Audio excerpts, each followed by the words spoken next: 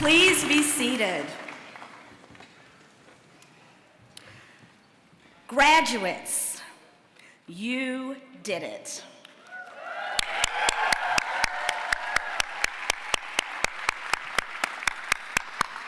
You have earned a degree in public policy from the University of Michigan. We made it to this moment together. I feel like we should take a group selfie. Should we do a group selfie? I have my camera. I have to take a photo of your class. Okay, here I go. All right, we're gonna flip it. 1, 2, 3. The class of 2025. Let me start with some introductions. First, tonight's keynote speaker, United States Senator Alyssa Slatkin.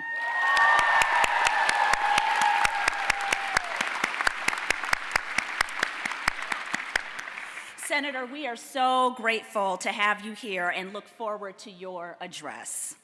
Also here on stage are members of the Ford School faculty, your faculty.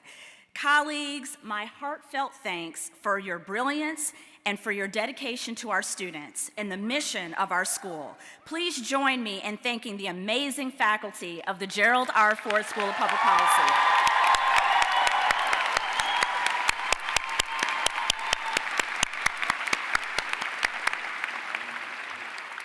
I also want to sing the praises of our terrific team of staff who serve and deliver on our mission. Please join me in thanking our staff for the hard work and creativity and for all they do for our community.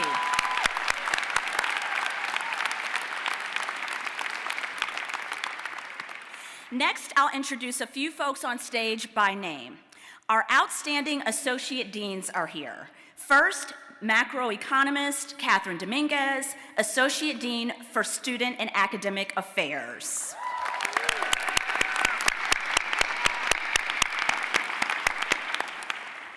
And fellow sociologist Jeff Morinoff, Associate Dean for Research and Policy Engagement.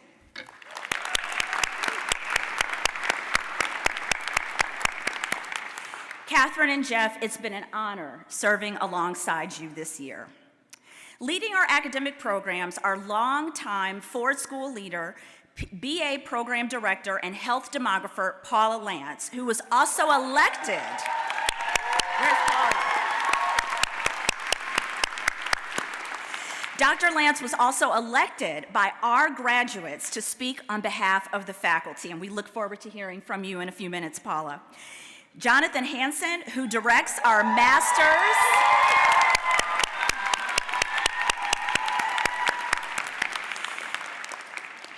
Professor Hansen, Dr. Hansen, directs our Masters of Public Policy and our Master of Public Affairs programs. And education economist Kevin Stang is here with us. Where's Kevin? Dr. Stang directs our PhD program. Tax and public finance expert Stephanie Leiser will read the names. Where's Stephanie? We'll read the names of the graduates as they cross the stage. And the director of our Policy Solutions Initiative, Luke Schaefer, and fellow poverty scholar Kathy Mitchellmore will help hood our distinguished PhD graduates today. Thank you so much. And finally, it is my honor to present the graduates who were elected by their classmates to speak today. Soon to be Ford School MPP alum Kenneth Wilson,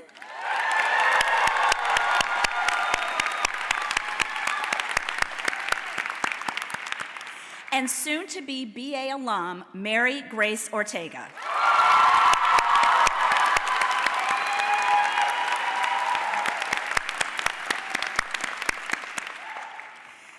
So, dear graduates, colleagues, friends, and family of the Ford School, as Dean, I have the honor of opening our remarks today.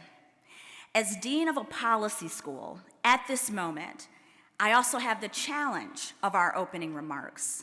Because while graduation is a time of great joy, pride, and new beginnings, a time to recognize accomplishments, This graduation comes at a challenging time for those of us who believe in public service and in the power of creative, evidence-based policy. Well, at the Ford School, our history and our practice is that when we experience a challenging moment, when the way is unclear and the ground is unsteady, we turn to our mission. Our students, faculty, staff know that practice well, and they know our mission well.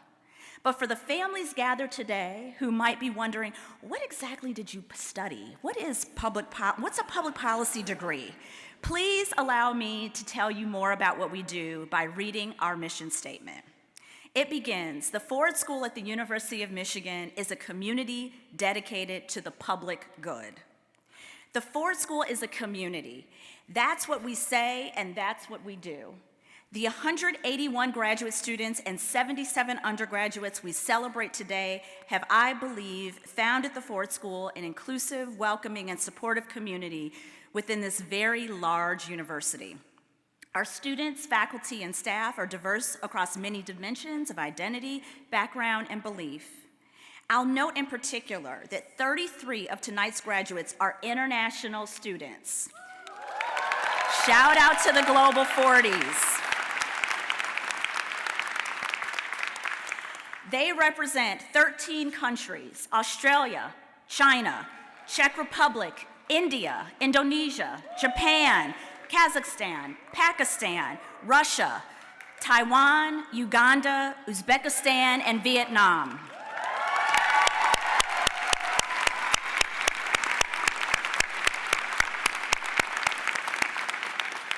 Our namesake president, Gerald Ford, believed in international bonds, and he first ran for Congress in 1948 to defeat the isolationist movement, the isolationist incumbent in his Grand Rapids district. In 1976, as America celebrated its bicentennial, President Ford led a naturalization ceremony in Virginia, where 300 immigrants became U.S. citizens. He told them, quote, "When I was young, a Sunday school teacher told us that the beauty of Joseph's coat was its many colors." Ford went on to say, "Remember that the more freedom you give to others, the more you will have for yourself. Remember that without law, there can be no liberty. And remember as well the rich treasures you brought from whence you came, and let us share your pride in them." Our international students and faculty have brought us rich treasures indeed, in culture, perspectives, and friendships. Global 40s, we are grateful for you and we share your pride. And so, our school's mission statement grounds us first in community, in a broad community, and in the public good. It goes on to read, "We inspire and prepare diverse leaders grounded in service, conduct transformational research, and collaborate on evidence-based policymaking to take on our communities and our world's most pressing challenges." That's the work of our world-class faculty. That's also the work that our graduates have been preparing to do, evidence-based policymaking to solve pressing challenges.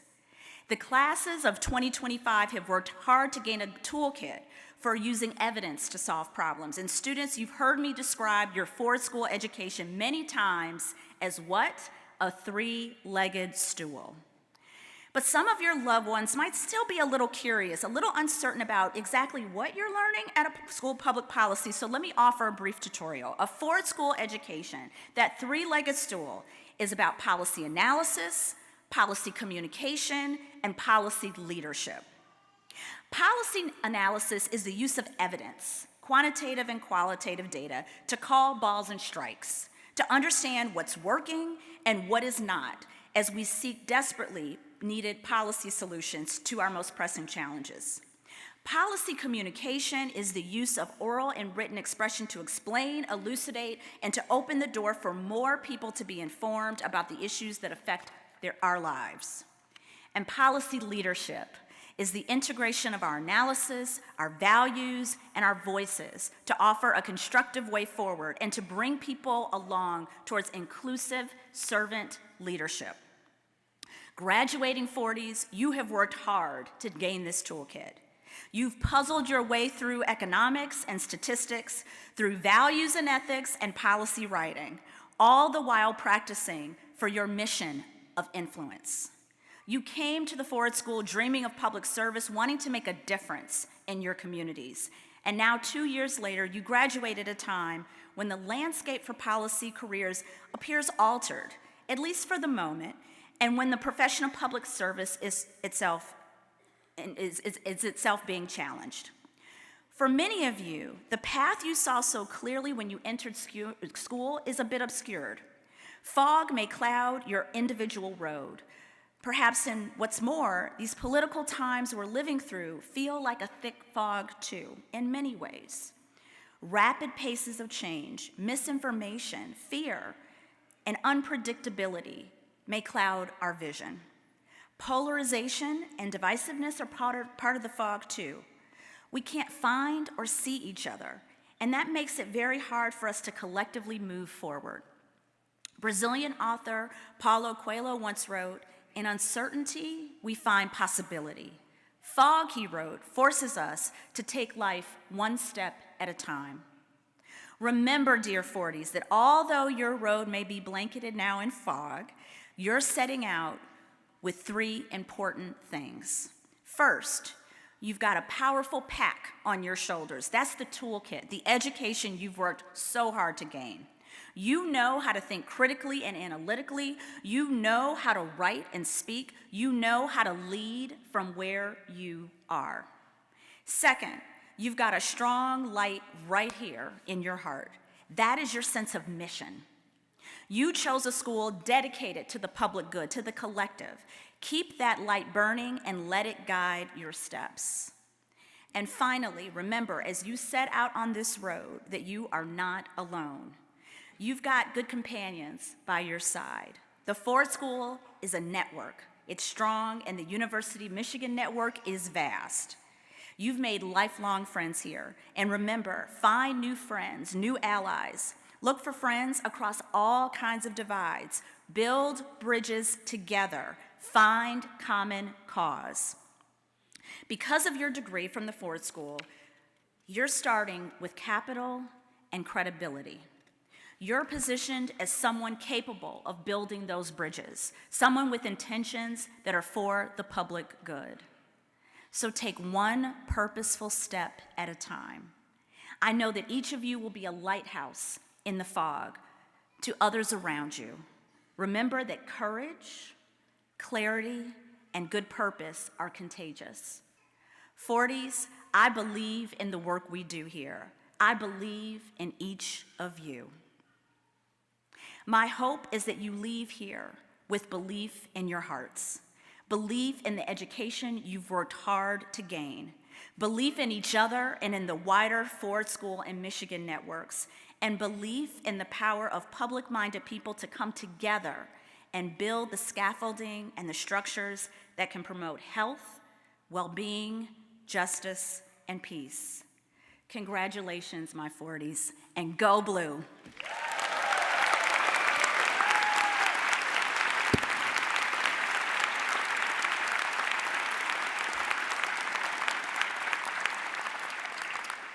And now, I am honored to introduce our keynote speaker, United States Senator Elissa Slotkin.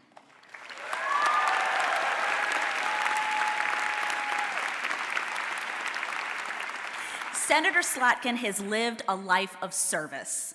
Early in her career as an analyst with the Central Intelligence Agency, she served 3 tours in Iraq alongside combat troops. She later held key national security positions at the White House under President Bush and President Obama.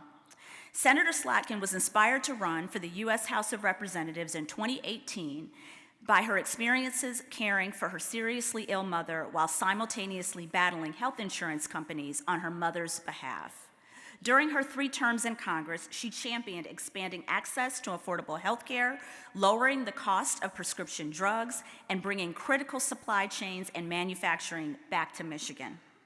Senator Slotkin is a lifelong Michigander and a good friend to the university and to the Ford School. Please join me in welcoming to the podium Senator Elissa Slotkin.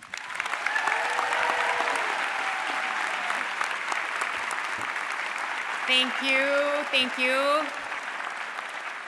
Good Lord, this thing's choking me, man. Is anyone else still getting used to the Harry Potter stuff? Okay, thank you, Dean, for that introduction, to the great faculty, the distinguished guests, for having me today. And congratulations to the class of 2025. Go blue, people, go blue. It's great. Before I begin, I want to take a moment and acknowledge the parents, the families, friends, and loved ones in the audience today who have supported you throughout your education here. Graduates, whoever is here with you today, they are your people. They've played an essential role in getting you to this point, whether directly or indirectly. They have invested in you. They've believed in you. So please, let's give them a hearty round of applause.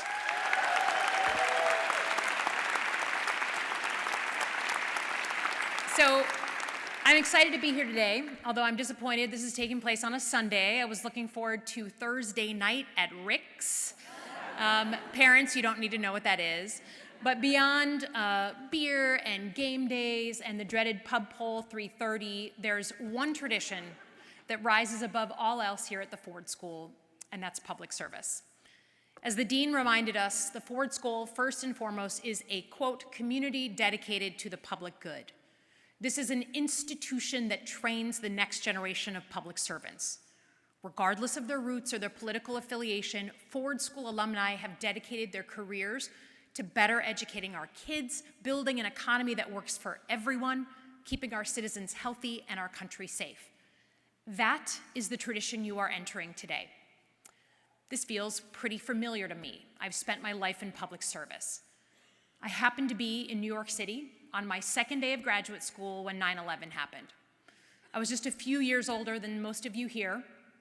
By the time the smoke cleared, I knew I wanted to go into national security and help keep my country safe.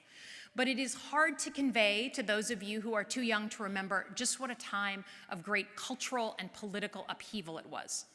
Our country had just been attacked. Across the world, we were in a state of shock. We would soon launch 2 wars that would last 20 years and claim hundreds of thousands of lives. Our entire worldview shifted, and it felt like a monumental break with the old rules, leaving us in a very uncertain future. Within a few months of 9/11, I would be recruited into the CIA and build a career in national security. That career took me to 3 tours in Iraq alongside the military, as you heard, the White House under 2 presidents, 1 Democrat, 1 Republican, and to the Pentagon as an Assistant Secretary of Defense. In 2018, I was elected to the House of Representatives, and then just last year, I was elected in Michigan as Michigan's newest senator, and indeed the youngest Democratic woman in the Senate. I'm not young.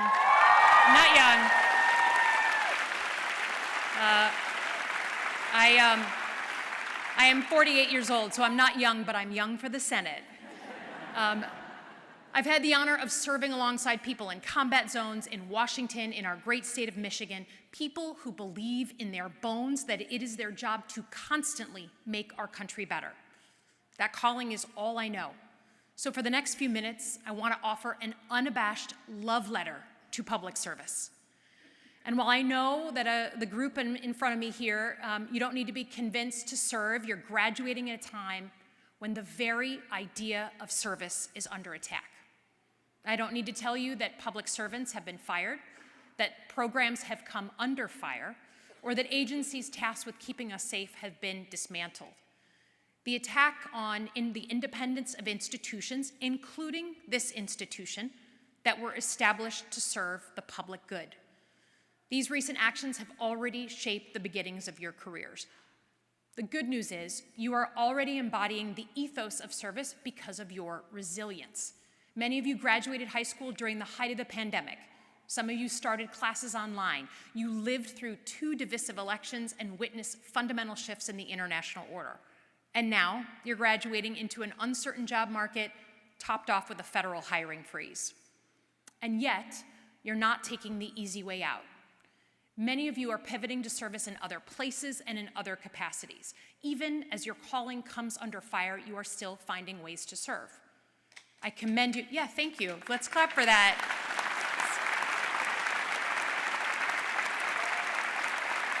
I commend you for staying in the fight, but I'm not going to sugarcoat it. It's not going to be easy. So I want to spend this time addressing this head on. In a moment of national crisis, how can you be effective public servants that our country needs you to be? In my view, there are 3 answers to that question. Number 1, flip the script. Number 2, get in the game. And finally, number 3, be that lone voice in the room. Okay, number 1, flip the script.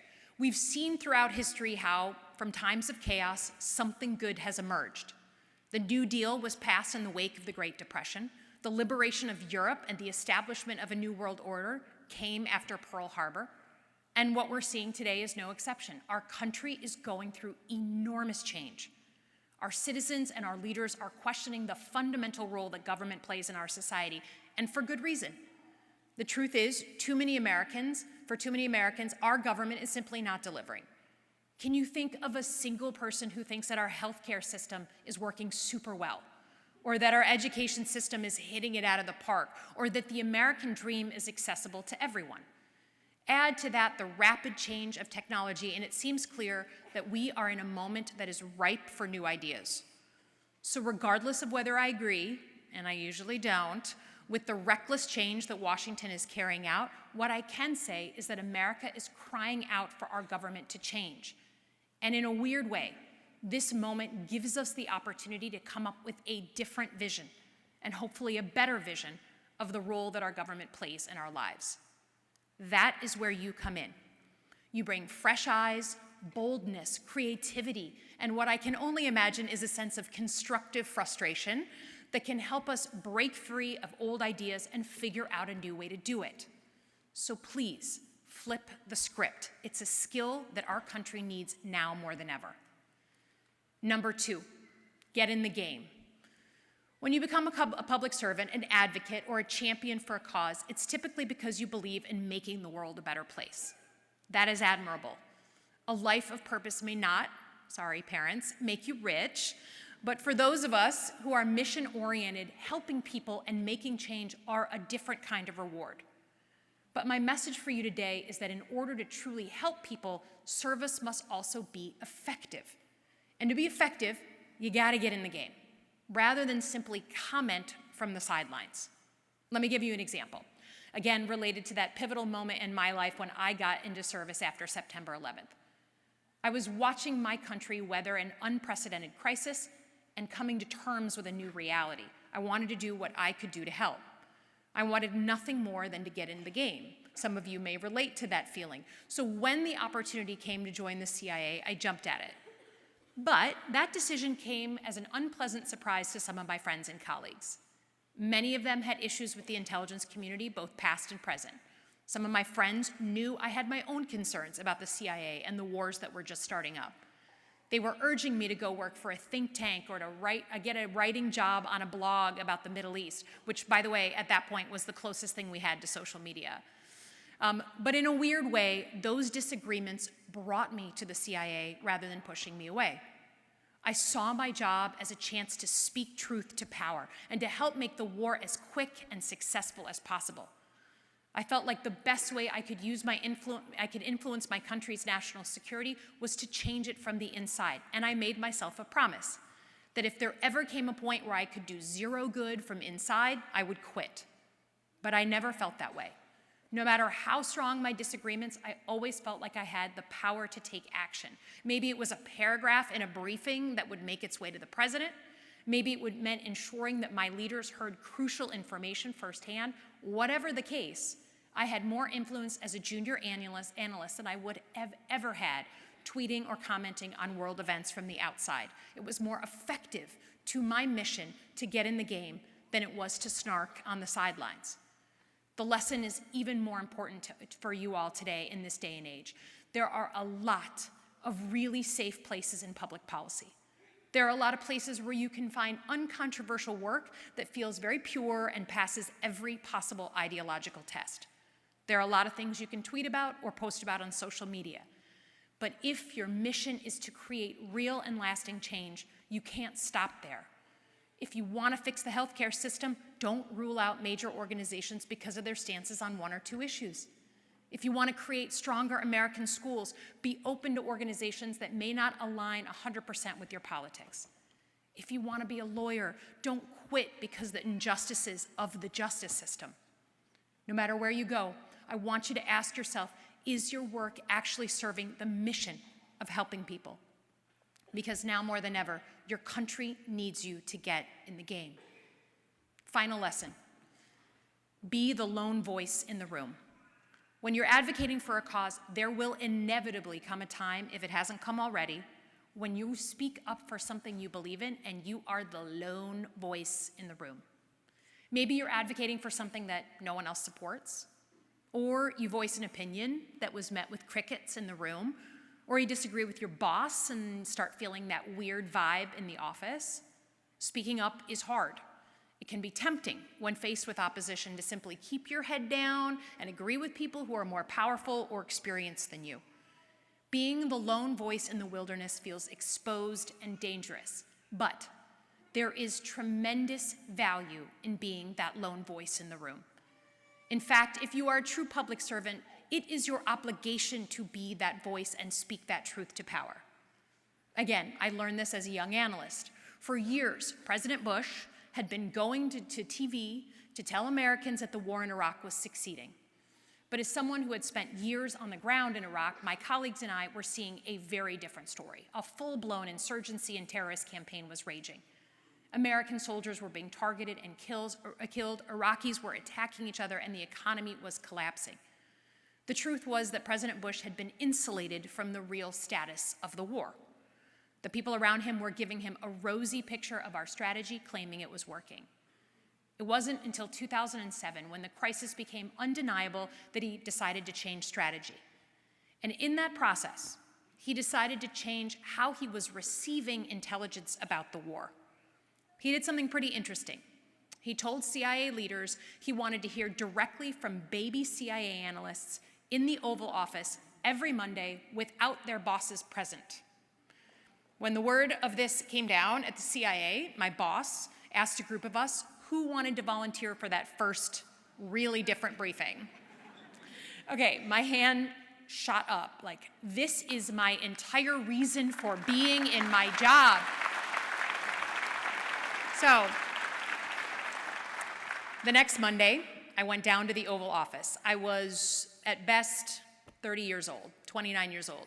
President Bush, Vice President Cheney, and the National Security Advisor are all sitting on those very nice, polite couches you've seen a million times on TV, especially recently. The topic of discussion was what to do about a particular militia that I knew very well. I joined in, briefing what I thought would be the best course of action on how to handle this militia.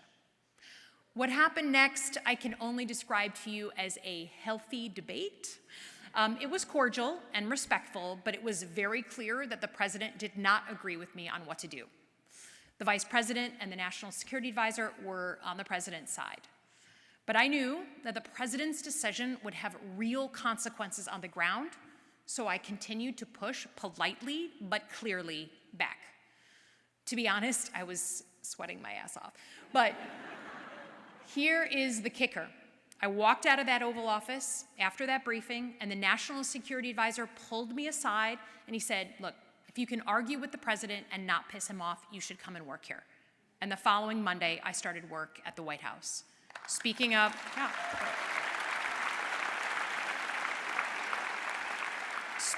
worked, and it worked again 18 months later when I had to brief the incoming Obama team about the war in Iraq. They, too, didn't always like what I had to say, but they kept me on in the White House doing the same exact job for a very different president because I was often willing to be the lone voice in the room. Now, I'll be the first one to say, today is a different moment. Speaking up now can come with real risk. We have people being harassed or deported for their speech, their beliefs, their vote. Lawyers, activists, even our international students. Federal employees have been fired for giving their best advice. And I know that there are even some of you in the audience who are scared that your views might pose real threats to your safety or the safety of those you love. But let me be very clear about something. As a democracy, as a nation, we are doomed if our public discourse is defined by fear. If we are doomed if we succumb to it.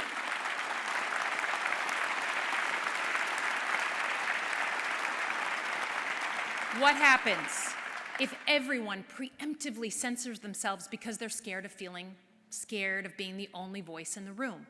We're seeing the repercussions already. Fear spreads like a weed.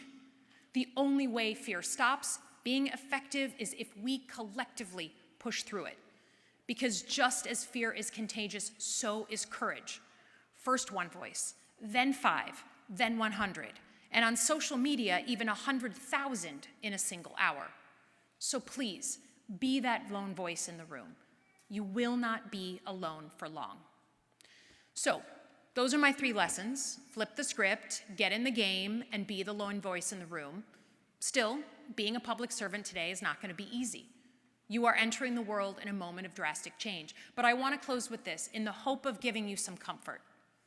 In the arc of this nation's history, this is not the first time that our country has faced moments of crisis. You've all had to take history courses. The story of America, of our democracy, is the story of ordinary Americans who have fought to make this place better.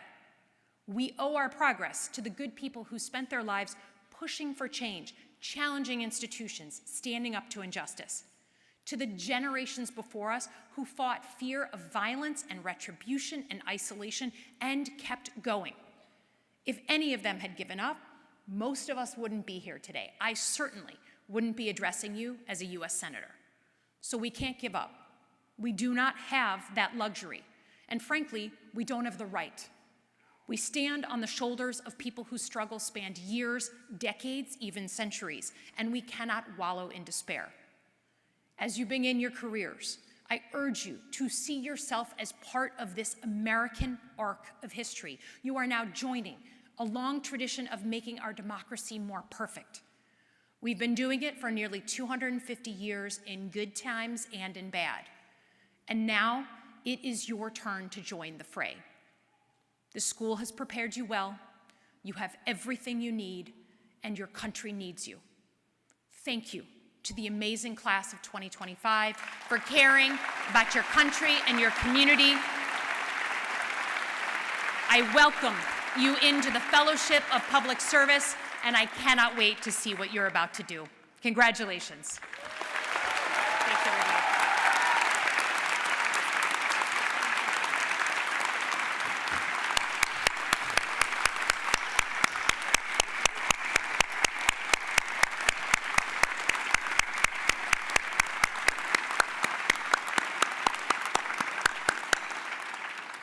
Thank you, Senator Slatkin.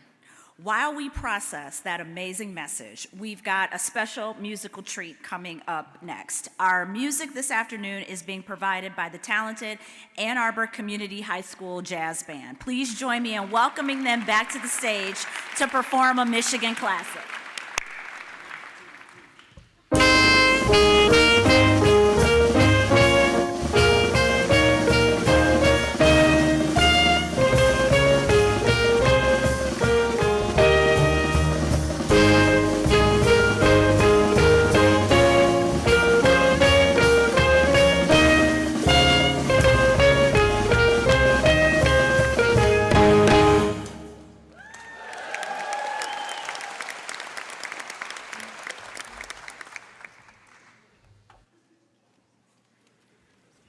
Thank you so much. Aren't they terrific? Appreciate you all.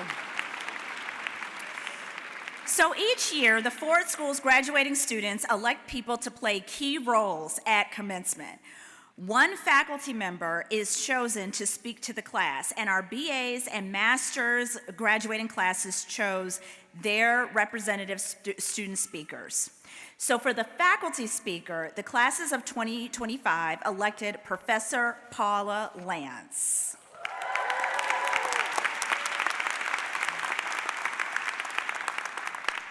So as beloved as Paula is by our students, I'd wager to say she has earned even more esteem and affection from her faculty and staff colleagues. She's been a leader at the Ford School since joining our faculty, serving multiple terms as our associate dean before becoming the director of our undergraduate programs. Paula is a distinguished social demographer and epidemiologist who studies the role of public policy in improving population health and reducing social disparities in health. I am delighted to welcome her now to speak on behalf of our faculty.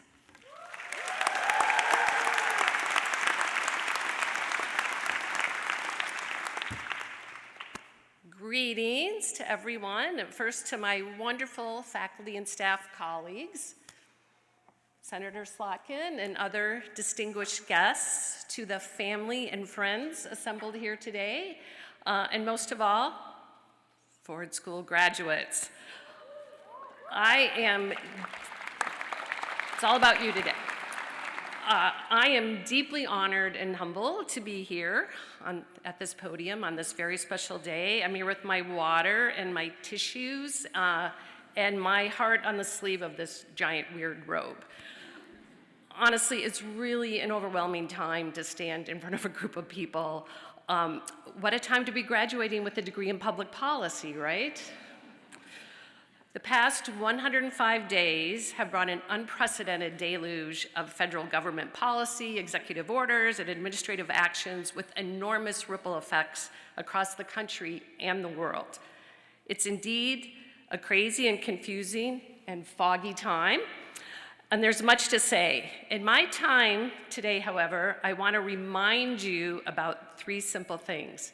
I'm the third person to get up here and say I had three things. And there's some themes, but it's my own little spin on the three things I want to remind you about. First, in the broad field of public policy, we are constantly striving to recognize and work across difference. That's what we're about, right?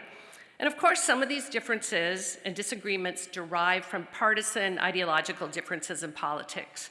However, right now, the biggest issues before us in the United States, with reverberations throughout the world, derive from many other things. They're not partisan. The biggest issues, I think, in front of us right now include issues related to power, the abuse of power, and the response of our democratic institutions. The quashing of objective policy analysis and scientific research needed to inform policy agendas and policy design. Public administration. What's the optimal size, design, and work of administrative branches of government? And public service. What does it mean to be a dedicated and competent public servant working in the interest of the public good? It's an understatement to say there's a lot going on in public policy right now. But the first thing I want to emphatically say to all of you is that you are indeed prepared for the hard work in front of this country and the world.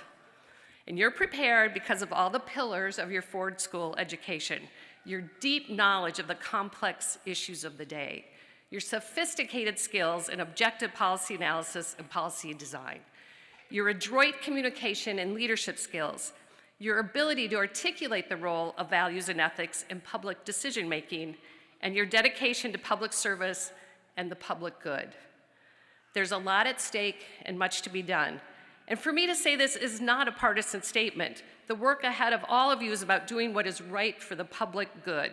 It's about improving the role of government and public policy in the lives of all people and all communities, making it more effective, making it more efficient, and yes, making it more equitable, which we all know can be done without burning it all down.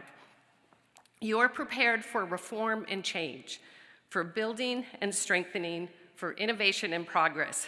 You are ready. Do you feel ready?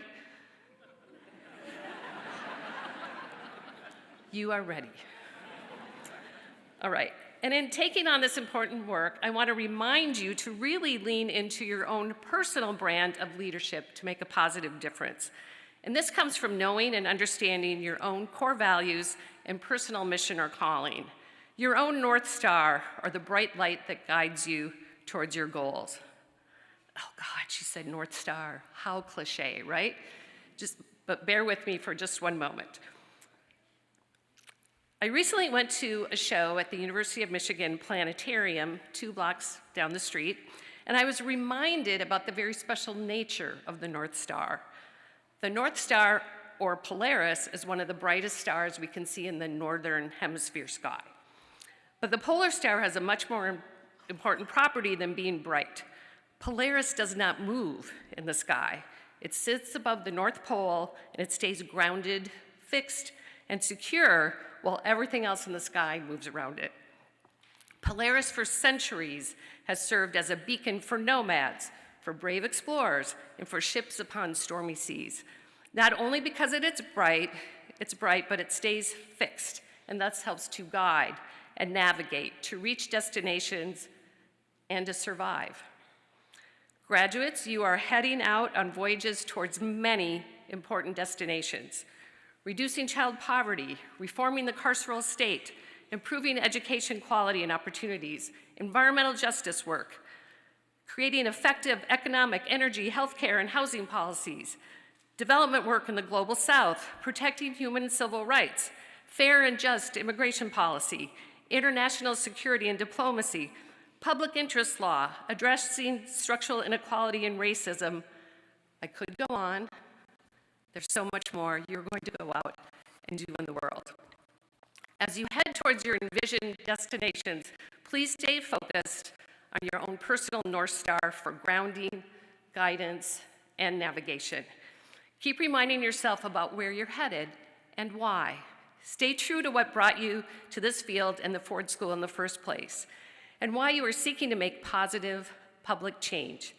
It's your own individual bright light of leadership that will stay fixed and guide you through all kinds of fog and storms as the crazy earth keeps turning.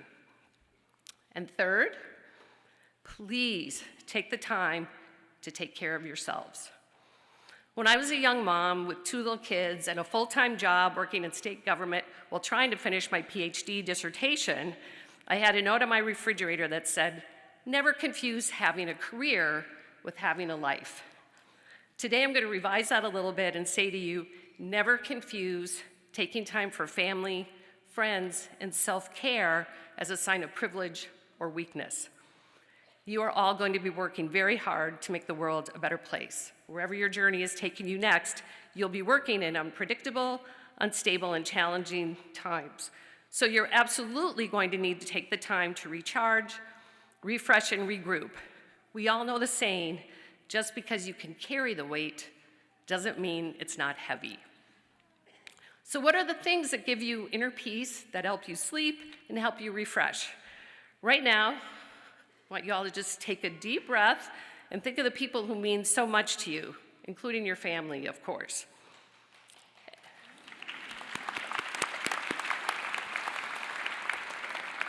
And also, who are your 40 friends you don't want to lose contact with as the winds blow you in lots of different directions? Take the time you need to keep all of your treasured relationships healthy and strong, and to be in contact with the people who bring you love, energy, and joy. For me, now this is the part I'll probably need the tissue, you all bring me amazing energy and joy. And please indulge me just one example. Recently, I got to tag along with the wonderful Professor John Hansen and 15 Ford School undergrads on a trip to Brussels for a week of very intense meetings at NATO and the European Union. At the end of a serious and exhausting week, it was so rejuvenating for me to hang out with a group in a bar called Delirium, drinking Belgian beer, being amazed by Liza's magic tricks. That woman has skills, and quizzing students on their knowledge of rock bands from the 70s and 80s and who was the best Beatle. It's George Harrison, by the way. All right, so please take the time to nurture and grow your hobbies and talents. Keep baking, writing fiction or poetry, play your instrument, paint, and please stay physically active, both for your physical and your mental health. Play soccer, hockey, pickleball, go salsa dancing, kayaking, bowling, yoga, hiking, whatever gets your body moving. And pro tip from someone who's way older than you, if you're a runner, stretch before and after. All right, to summarize, you're graduating with a degree in public policy at an unprecedented time in American and world politics and governance. However, I truly believe that all the thousands of impressive people who are graduating from the University of Michigan this weekend, you are the most prepared to navigate the current world and make a difference. Of course, your faculty and staff like to think we help prepare you for this hard work ahead, but much of the work in front of you is very personal as well. So please stay true to your core values and your leadership goals, to your own personal mission and polar star. Do the hard and exhausting work, but also do what you need to do to stay happy and healthy, spiritually, mentally, and physically. A character in Toni Morrison's novel, Song of Solomon, said, "If you surrendered to the air, you could ride it."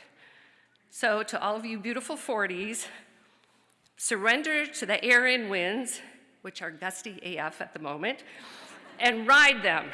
Ride the winds that are going to take you to amazing places and allow you to keep having a meaningful and positive influence on the communities that you care about and the public good. Thank you for sharing your hearts and minds and North Stars with the Ford School community. I am beyond grateful that your winds carried you to Ann Arbor, and I'm so eager and proud to see where they carry you next. Thank you.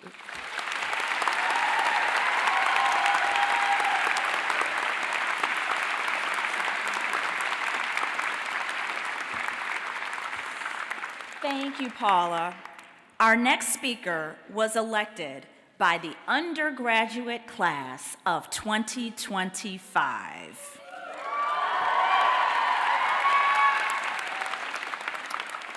Mary Grace Ortega is the youngest of 9 children and was born and raised just outside of Flint, Michigan.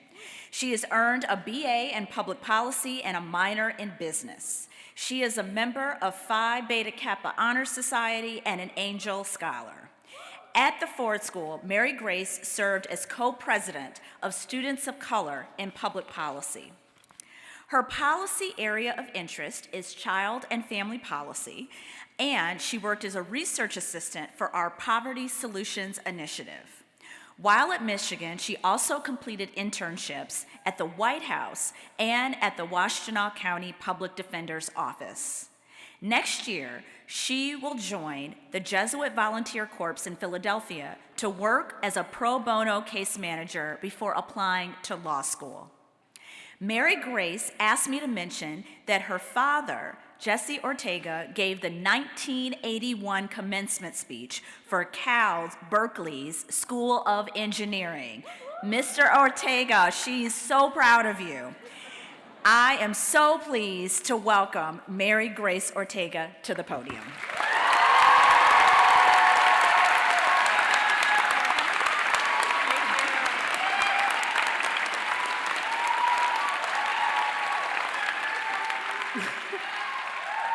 Thank you. Good evening, everybody. Thank you, Dean Watkins-Hayes, for the introduction and for your student-focused leadership at the Ford School. Your leadership is felt by all of us. To our faculty and staff, on behalf of my cohort and I, thank you for challenging us and never dismissing our wildest blue sky policy dreams.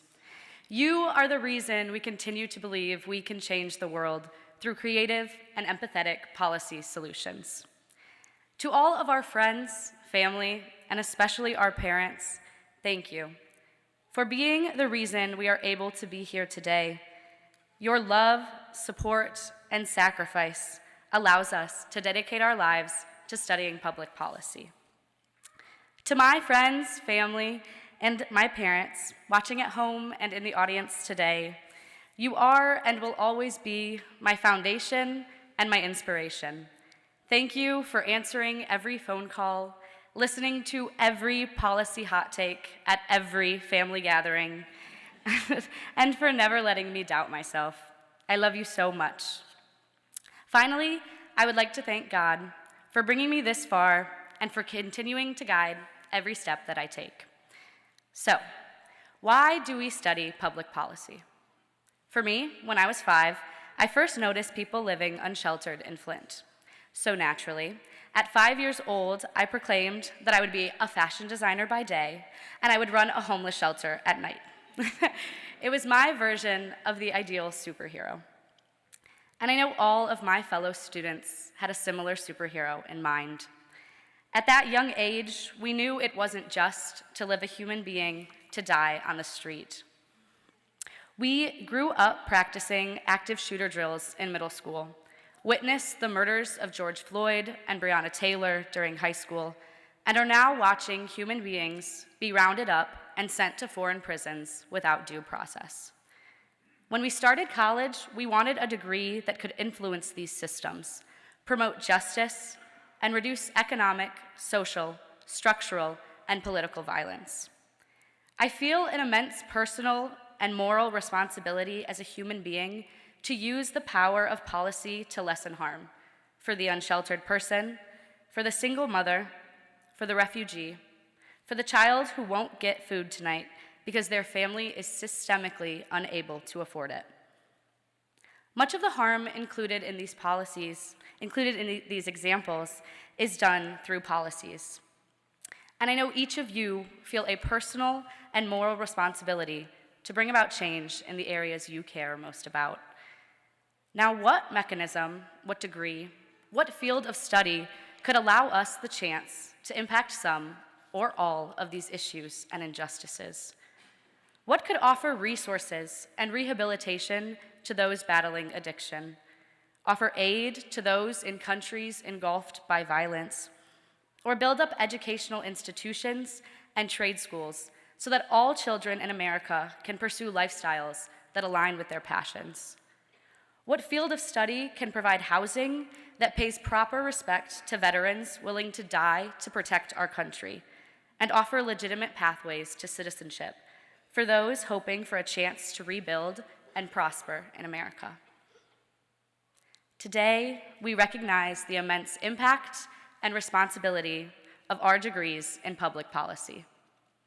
A degree that enables us to uphold the promises made in our founding documents. Promises to establish justice, secure domestic tranquility, provide for a common defense, promote the general welfare, and secure the blessings of liberty to all who reside in our country.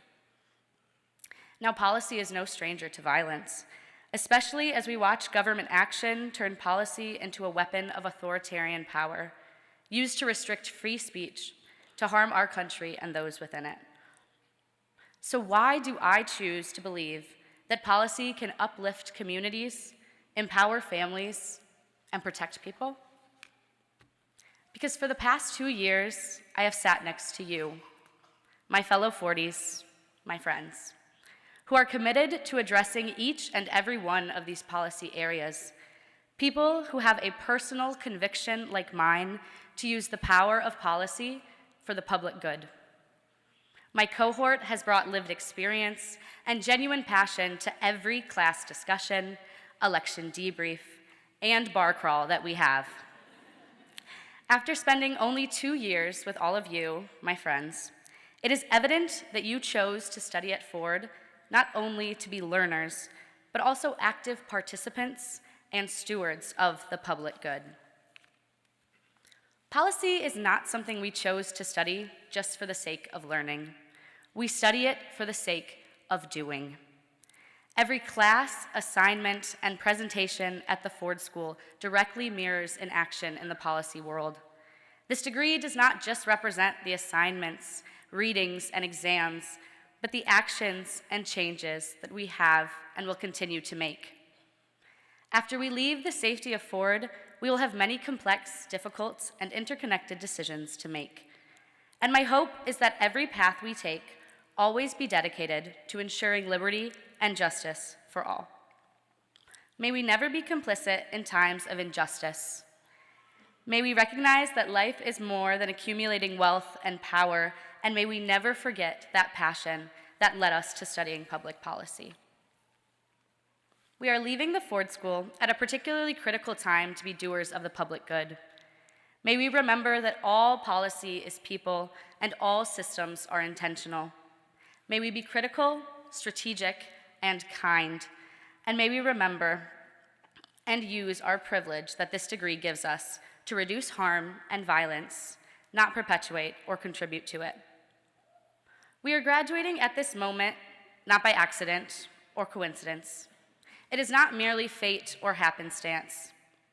We are placed here at this particular moment for a reason, to ensure that policy is used to protect others and to stand up for what is right.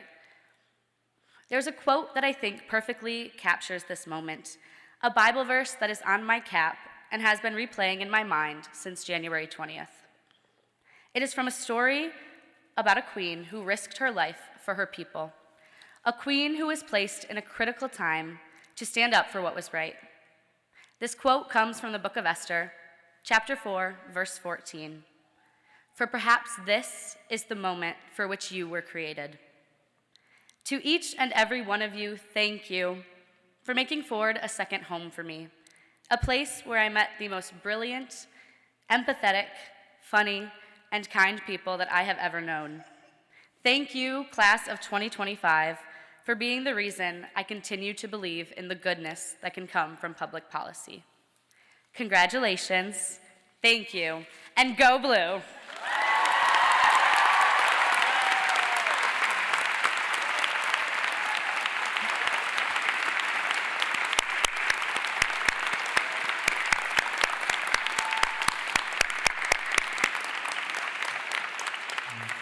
Thank you, Mary Grace, as she joins her class. The MPA class of 2025 elected Kenneth Wilson to speak on their behalf.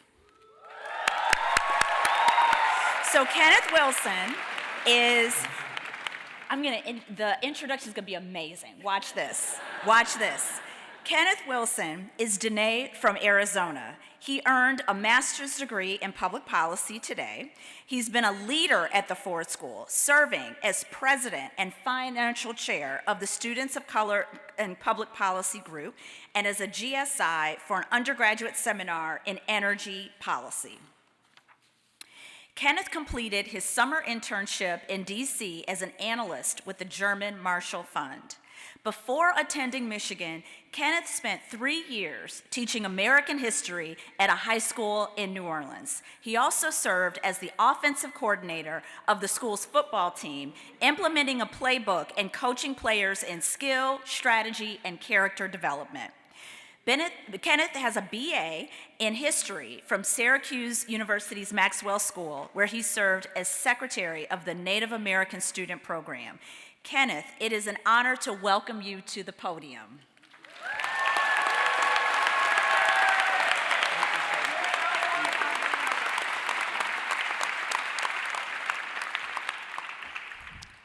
Hello, everybody. I would like to start by acknowledging that the University of Michigan belongs to the Three Fires people, who are the Ojibwe, Odawa, and Potawatomi, along with their neighbors, the Seneca, Delaware, Shawnee, and Wyandot nations.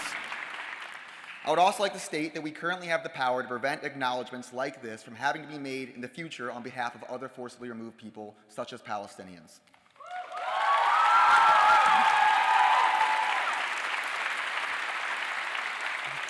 Congratulations to the class of 2025. As graduates of the Ford School of Public Policy, we study how we can work on a large scale to make the everyday lives of regular people better. Former Secretary of Labor Frances Perkins said, "The people are what matter to a government, and a government should aim to give all the people under its jurisdiction the best possible life." The connections I have made here with people at the Ford School will always be the most important part of my education, and I feel very optimistic for our future, knowing that it will be Fordies at the helm. Just by being here, you have answered the call of service, and I'm proud to call all of you my friends. President Theodore Roosevelt said, "To educate a person in mind and not morals is to educate a menace to society." Morals are especially important for public service work, as people trust you to work for their best interests. This trust in a government of, by, and for the people is the essence of democracy, as authority comes from me, you, she, him, they, them, y'all, us. In our line of work, it is not enough to be good at it, but you must also be good. People must trust the integrity of your actions. Thus, the true authority and validity of a republic lies not on Pennsylvania Avenue, but on your hometown street, in the opinions and attitudes of your neighbors, which are expressed via free speech and the vote. This means that the key to understanding what makes good policy is understanding the people you are making policy for. This also means to understand oneself and to ensure that your morality is prepared for the responsibility. A quote from the Port Huron Statement, written in 1962 by Tom Hayden, a student activist here at the University of Michigan, is relevant to our current moment. We are people of this generation, bred in at least modest comfort, housed now in universities, looking uncomfortably to the world we inherit. The world is and has been changing rapidly, and the insecurity and unpredictability of our times is anxiety-inducing and disheartening. As policymakers, we are responsible for creating ways to meet evolving societal needs. Many of us are here in direct response to an observed problem that we believed in solving. Yet, government departments, programs, and jobs are being gutted, and we are instead experiencing a dissolution of trust in authority, the very authority that we have earned through the attainment of this degree. Now, entering the public sector workforce, it seems the primary task is to rebuild this trust between a representative government and the people it is accountable to. Policymakers are an authority, and with increasing alarms being raised on the threat of authoritarianism, we must turn to ourselves and ask, what gives us the authority? Is it the fancy degree from the University of Michigan that gives us the clarity to be endowed with such power? On paper, yes, but without knowing the shared human condition, one is poised to be a menace. Activist Jerry Rubin said, "A rational society cannot be built by people who are out of touch with themselves and can't even run their own lives rationally." So, what makes our character? The ability to understand and share the feelings of another. Empathy is the paramount of all policy tools. Marcus Aurelius reminds us to not waste any time arguing what a good person should be. Be one. As I look out at a crowd of friends and colleagues, I see people who have earned the respect of authority, not because of what they know, but because of who they choose to be. Authoritarianism is authority without empathy, and the intolerance inherent in its implementation manufactures divisions in society. A lack of concern for your fellow human is what allows rights to be violated, and a refusal to attempt to understand those with different ideas breeds polarization between people who have a lot more in common than they don't. My time at the Ford School was spent fostering deep and lasting friendships, sometimes at the expense of my schoolwork, but I understood these human connections would be valuable, not only personally to me, but to my effectiveness as a policymaker as well. Dr. King said, "Without love, there is no reason to know anybody, for love will in the end connect us to our neighbors, to our children, and to our hearts." And I say, without love for people, without understanding people, there is no authority to create policy. Finally, I want to issue a warning. While fears of a tyrannical government are the valid basis of our country, we must also be aware that it is the government who is meant to protect common people from exploitation by rich and influential members of society. Those with extreme wealth and power have infiltrated our government to serve their own interests. We must realize this form of government is in direct opposition to the concept of democracy and threatens our basic rights and freedoms. I do not believe people to be so naive as to not know this is oligarchy. President Franklin Roosevelt stated, "The liberty of a democracy is not safe if the people tolerate the growth of private power to a point where it becomes stronger than the democratic state itself." That, in essence, is fascism. Ownership of government by an individual group or any controlling private power. We are the people who will lead our respective nations, and we have a double responsibility to fight fascism. On one hand, to be the governmental authorities who can check the power of oligarchy, and on the other, to be the people who are willing to stand up to attempts to weaponize the authority of representative government. Activist David Harris noted, "We are never powerless under the worst circumstances, for we control our behavior." As policymakers, our consciousnesses are the checks and balances of the authority of government. We must be aware that we are not only defined by what we do, but also by what we refuse to do. Common decent sense of how we should treat people doesn't require a formal education. It simply requires a heart with good intentions and a mind capable of critical thinking and independent action. When faced with nuanced predicaments in our work, we will strive to understand our opposition and diligently work to find feasible compromises. But when it comes to the issue of defending the values that make us great, liberty, democracy, equality, and inalienable rights, we must take a stand, and you don't need a weatherman to know which way the wind blows. And with that, congratulations to the Gerald R. Ford School of Public Policy, class of 2025. Thank y'all so much.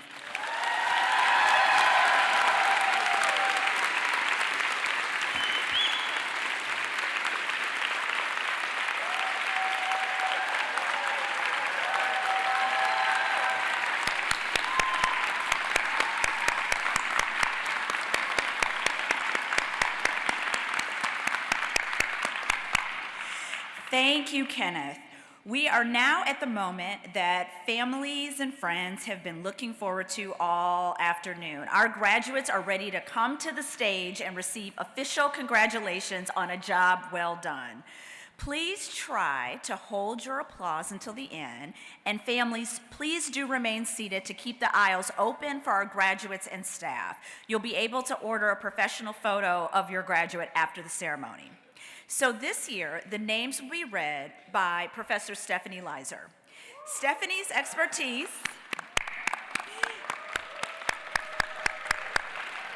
is in public finance, budgeting, and financial management, and she has a particular interest in tax policy, business taxation and incentives, and local government fiscal health. Stephanie teaches courses in public budgeting and financial management, and how powerful it is that you got applause teaching those areas. That means you are gifted, Stephanie Leiser. Stephanie teaches courses in public budgeting and financial management, nonprofit financial management, and microeconomics. She earned her PhD from the Evans School of Public Policy and Governance at the University of Washington. And back in 2005, she herself earned a Ford School MPP. So I'm pleased now to introduce Dr. Leiser to call the names of our graduating students.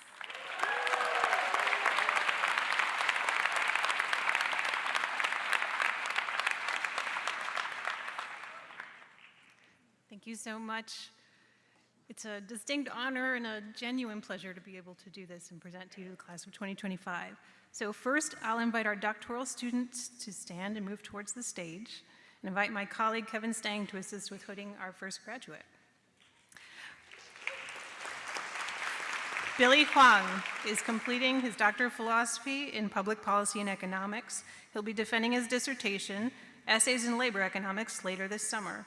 His dissertation committee is John Bound, Jagadish Sivadasan, Kevin Stang, and Sebastian Sotelo.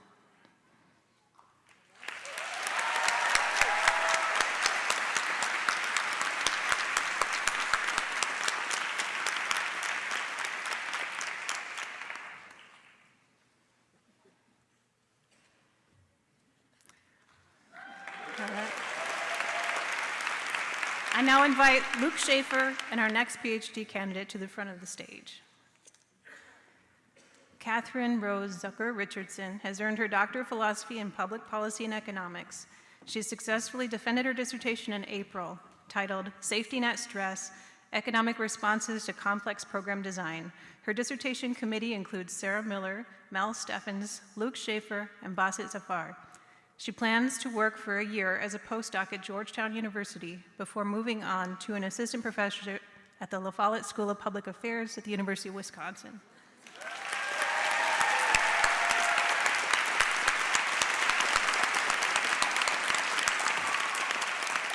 I now invite Kevin Stang and our next PhD candidate to the front of the stage. Jane Louise Fury is completing her Doctor of Philosophy in Public Policy and Sociology. She will soon defend her dissertation titled Education in Midlife and Inequality Over the Life course before taking a position as a postdoctoral fellow at the Population Research Center at the University of Texas, Austin.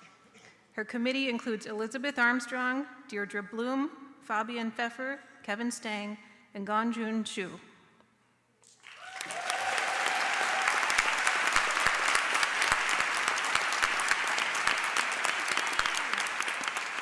I now invite Kathy Mitchellmore and our next PhD candidate to the front of the stage. Brittany Nicole Vasquez is completing her Doctor of Philosophy in Public Policy and Sociology. She'll defend her dissertation, The Cost of Control, Fiscal Accountability, Privatization, and Public Investment in Education, later this summer. Her committee includes Brian Jacob, Catherine Mitchellmore, Jeffrey Morinoff, and David Arson. After graduation, she plans to work as a postdoctoral fellow at the University of Pennsylvania Graduate School of Education.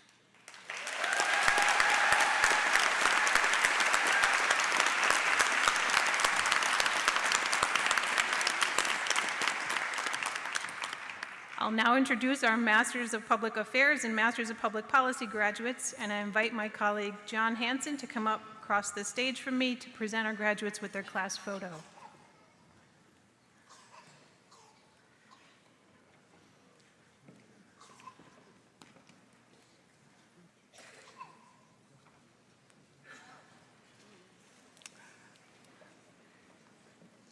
Andrew Avery. Elvira Chunita Irawan. Ndi Mega Nalataya. Ikram Abdul-Jabbarov. Julie Adhikari. Lisette Aguilar. Sadia Amir. Shirley Ariza Santea. Ellie Bai. Georgina Bailey. Tyler Baird. Joanna Bascom. Aaron Blumenberg. Anna Mae Boyd. Francisco Brady. Kathleen Bryant. Zishan Chowdhury. Winnie Chen. Judy Chen. Ria Cherian. Ezekiel Chinaki. Bridget Corwin. Harrison Dengler Deschamps. Nicholas Dengler Deschamps. Audrey Rose Dombro. Elizaveta Dorofida. Annie Ang. Feng Jokong. Garrett Fry. Michael Fuller. Naomi Garcia Carroll. Sean Geese. Jelena Goldstein. Ben Grossman. Warren Gunn. Ann Hensler. Charlotte B. Hovey. Pu Yun Yao. Saf Ullah Khalid. Nia Knox. Stephen Kraft. Mara Alexandra Cooney. Ridwan Zia Kusuma. Lara Lasich. Hungray Lee. Yu Lin. Corey E. Lipton. Maria Elena Manasala. Elizabeth Martins. Alexei Milliken. Bagaskara Setyawan Mukti. Betty Kathleen R.L. Nen. Samuel Maxwell Owusu. Aishwarya Padmanabhan. Ava Pecora. Farah Pitcher. Madison Prinzing. Sarah Procario. Dwiki Angawan Pradipya Putra.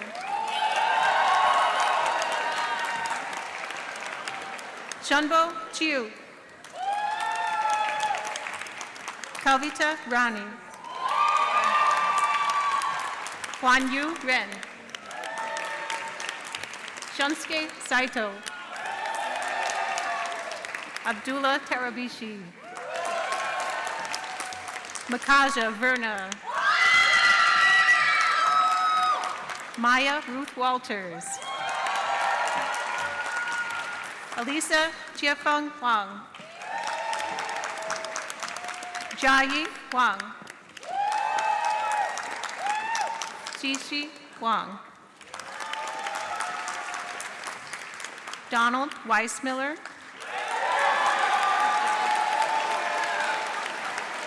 Katrina Whelan. Gabrielle Wilson. Kenneth Denenejo Wilson. Goldana Zayla Shova. Chunan Zhang.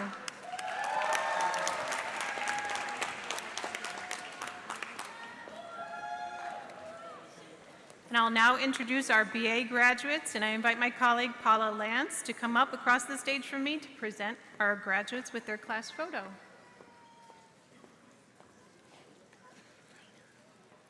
Nina Yasmin Amin. Ella Sessions Andrews. Yael Ann Atzman. Charlotte Makoff Bear. Brady Bank. Shania Baweja. Julia Linden Brownell. Mahmouda Chowdhury.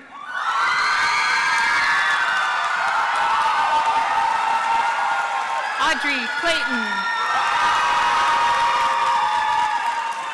Matthew Cohn. Hope Cordis. Madeline Ann Chapman-Kernow.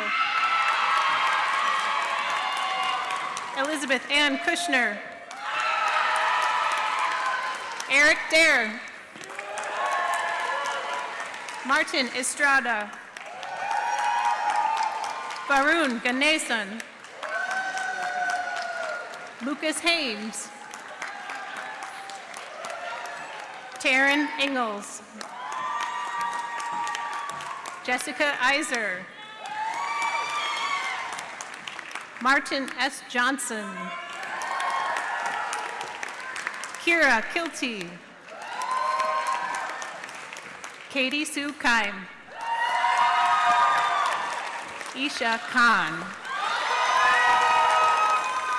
Ashlyn Kilborn. Ella Kinder. Corrigan Niddle. Claudia Elliott Labson. Maeve Larco. Sarah Lynn.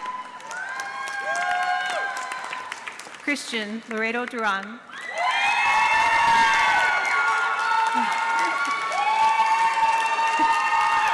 Matthew Mahoney. Jack Marin. Joshua Marks. Luz Mayancela Cajo. Marin Elise McCallum. Caitlin Olivia Mercuri. Audrey Isabella Malillo. Mark Metz.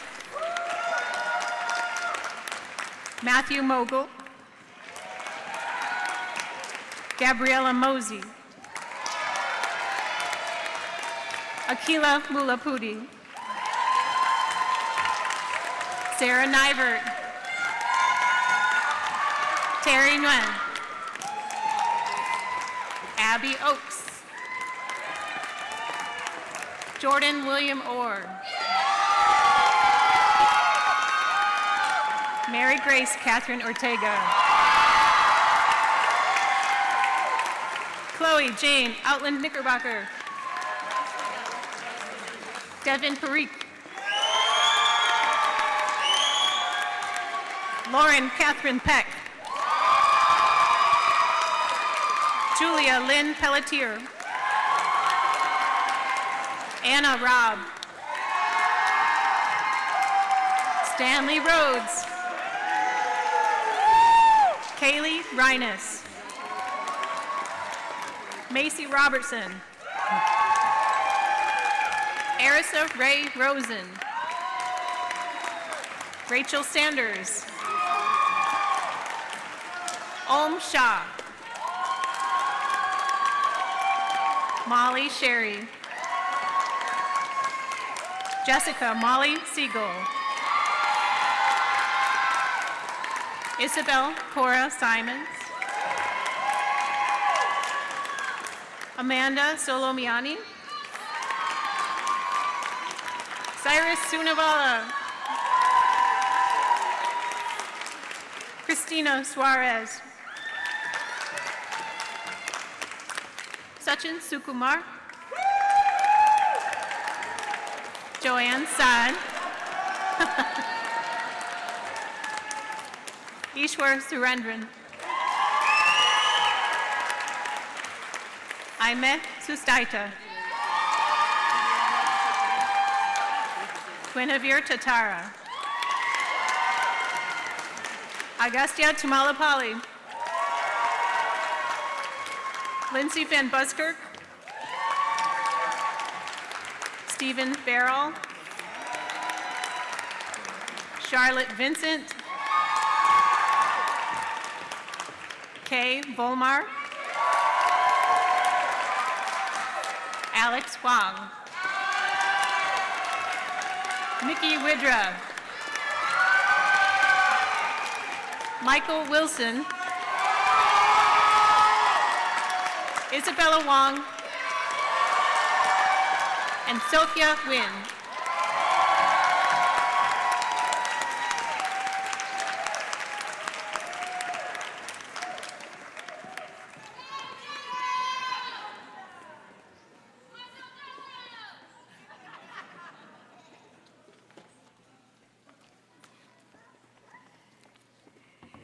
Thank you so much, Stephanie. And thank you all for coming today. We'll close with a song in a minute, but please stay in your seats until all of the graduates have processed out of the auditorium. And then I hope you'll join us just outside on the plaza to continue the celebration of our graduates over dessert. And now, graduates, the class of 2025 from the Gerald R. Ford School of Public Policy, please rise and turn to face the crowd.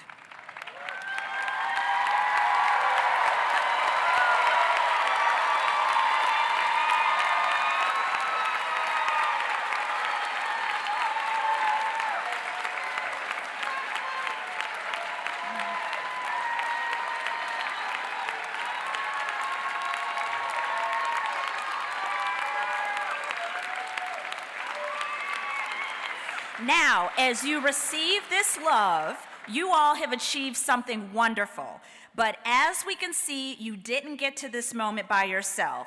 So will everyone please rise if you are able? Parents, grandparents, aunts, uncles, spouses, partners, sisters, brothers, friends, faculty, staff, neighbors, and everyone else here offering support.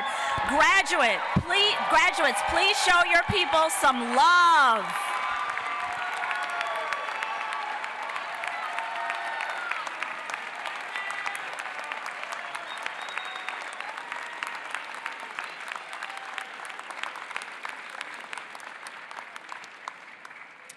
BA students, at this time, please move the tassel on your mortarboard from right to the left.